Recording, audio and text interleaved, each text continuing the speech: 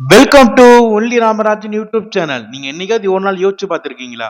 தமிழ் சினிமால ஏன் குறிப்பிட்ட காலத்துல மட்டும் ராமராஜன் அப்படிங்கிற பிரம்மாண்டமான ஹீரோ உருவானாரு. ஆனா அதுக்கப்புறம் இன்னைக்கு வரைக்குமே வந்து யாருமே வந்துட்டு அந்த மாதிரி வந்துட்டு இல்லவே இல்ல.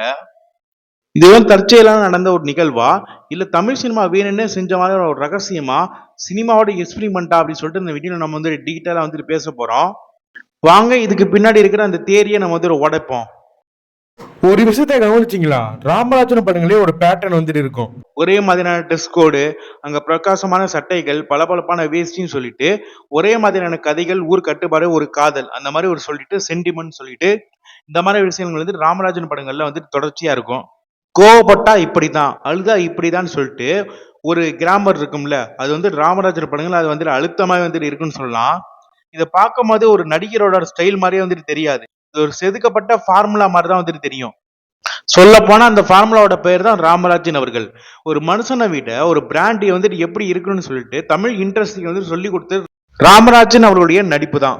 இப்ப இன்னொரு கேள்வி, அந்த கால சினிமா வந்துட்டு யாருக்கா எடுக்கப்பட்டது? சிட்டி ஆடியன்ஸா இல்ல துப்பாக்கி பிடிக்கிற அந்த யூத் ஆடியன்ஸா அப்படின்னு சொல்லிட்டு நிறைய பேருக்கு கேள்வி வரும். அன்னைக்கு சினிமா அப்படிங்கிறது வந்து முழுக்க முழுக்க கிராமத்து மக்கள் கிட்ட சேர்றதுக்காக மட்டும்தான் வந்துட்டு படங்கள்லாம் எடுக்க ஆரம்பிச்சாங்க.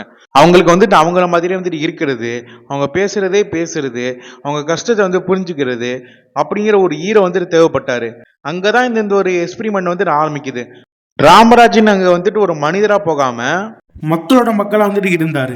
இதோட இந்த வீடியோ நான் முடிச்சுக்கிறேன். ஏன்னா இதுக்கு முன்னாடி நம்ம நிறைய படங்களோட ரெஃபரன்ஸ் வந்துட்டு பேசியிருப்போம். இருந்தாலும் நான் திரும்ப பேசுறதுக்கு விரும்பல. ஓகேவா?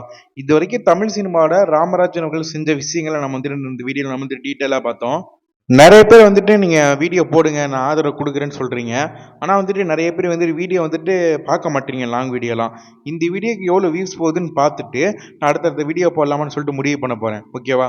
முடிவு உங்க கையில தான். நான் வீடியோ போடணுமா போடக்கூடாது முடிவு பண்ண போறது நீங்க மட்டும்தான். இனி ஒரு புதிய வீடியோவில் உங்களை சந்திக்கிறேன். தேங்க்ஸ் ஃபார் வாட்சிங்.